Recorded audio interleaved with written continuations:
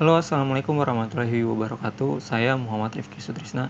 Di sini saya akan membuat video mengenai penjelasan soal bagian nomor 1 sampai soal nomor 3, ujian akhir semester mata kuliah Deep Learning.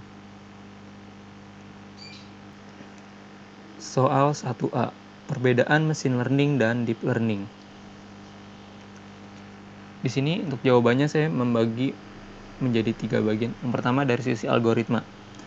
Algoritma deep learning digunakan untuk memproses data yang lebih besar secara maksimal.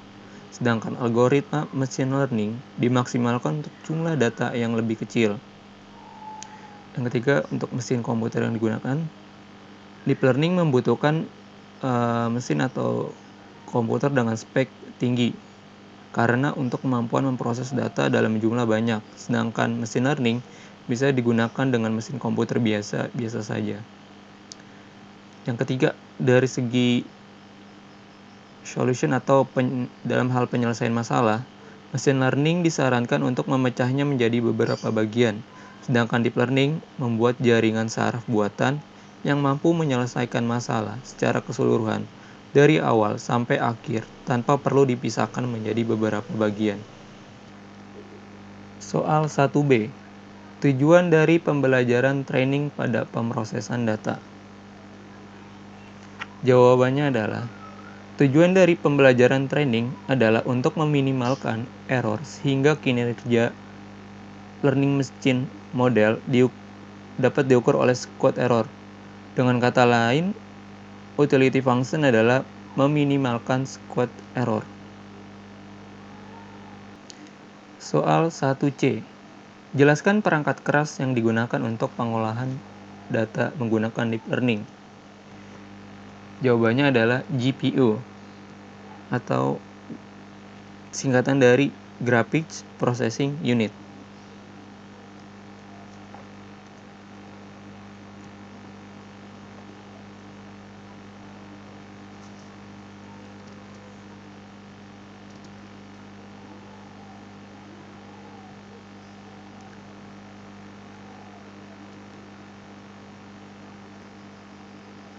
Soal 2A. Single perception. Single layer perception merupakan sebuah perception yang memiliki satu variabel wedge dan satu variabel layer dari output neuron. Atau SLP sendiri atau single layer perception merupakan salah satu metode dari artificial neural network. Dan single layer perception memetakan output dengan hasil dari kombinasi linear semua perkalian feature, vektor, atau input value terhadap wedge. Bisa kita lihat juga dari hasil gambar yang ada di sebelah kanan.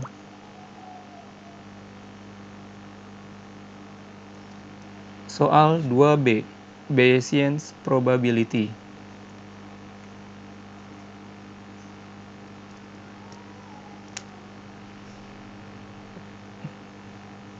Probabilitas bias atau Bayesian probability merupakan salah satu teori penyelesaian ketidakpastian. Teori Bayesian probability memperhitungkan bagaimana jika suatu kejadian dengan triggernya tidak 100% pasti memicu kejadian tersebut. Pada teori ini, dengan kata lain kita mencoba menghitung probabilitas suatu kejadian dengan informasi ada kejadian yang sekiranya bisa memicu kejadian yang akan kita hitung probabilitasnya tersebut. Soal 2C. Fungsi objektif. Mungkin istilah-istilah fungsi objektif ini berkembang secara mandiri dalam komunitas akademik yang berbeda. Fungsi objektif adalah fungsi fungsi linear yang Anda upayakan untuk mengoptimalkan, biasanya dengan meminimalkan atau memaksimalkan di bawah batasan fungsi kerugian, misalnya L1, L2.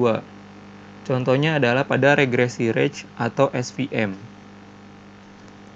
Soal 2D, lokal minima. Lokal minima merupakan nilai minimum pada suatu daerah lokal saja. Jika diibaratkan, lokal minima merupakan daerah landai yang baru kita temui sehabis turun gunung. Seperti dalam contoh gambarnya seperti ini. Jadi daerah landai yang pertama kita temui setelah sehabis turun gunung. Nah, daerah tersebut disebut sebagai lokal minima. Soal 3A, konsep kerja CNN.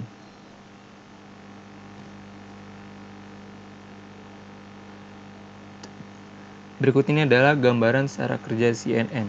CNN bekerja dengan memanfaatkan proses konvolusi dengan menggerakkan sebuah kernel konvolusi filter berukuran tertentu ke sebuah gambar. Gambar masuk lalu dipecah menjadi beberapa gambar yang lebih kecil, dan memasukkan gambar kecil tersebut ke small neural network. Selanjutnya, menyimpan hasil neural network tersebut ke dalam array baru yang masih besar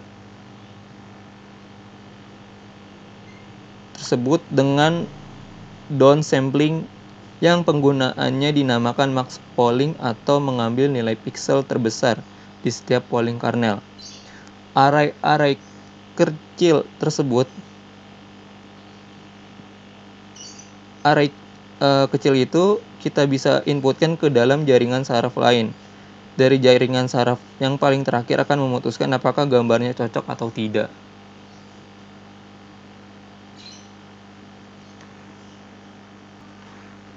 Soal 3B, tujuan konvolusi pada data citra. Yang pertama, untuk menghaluskan suatu citra atau memperjelas citra dengan menggantikan nilai piksel dengan sejumlah nilai piksel yang sesuai atau berdekatan dengan piksel aslinya.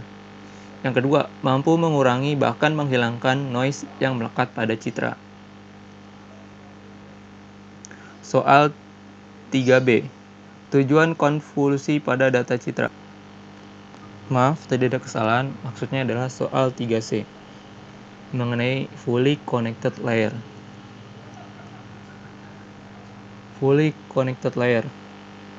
Layer ini adalah layer yang biasanya digunakan dalam penerapan multi-layer perception dan bertujuan untuk melakukan transformasi pada dimensi data agar data dapat diklasifikasikan secara linear. Yang kedua, fully connected layer ini merupakan vektor hasil dari beberapa operasi convolution dan polling pada multi-layer yang digunakan untuk melakukan suatu pekerjaan. Sebagai contoh, misalnya klasifikasi.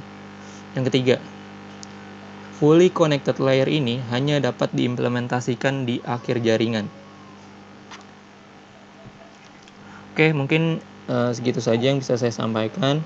Mohon maaf apabila banyak kekurangan dalam video ini. Kurang lebihnya mohon maaf. Assalamualaikum warahmatullahi wabarakatuh.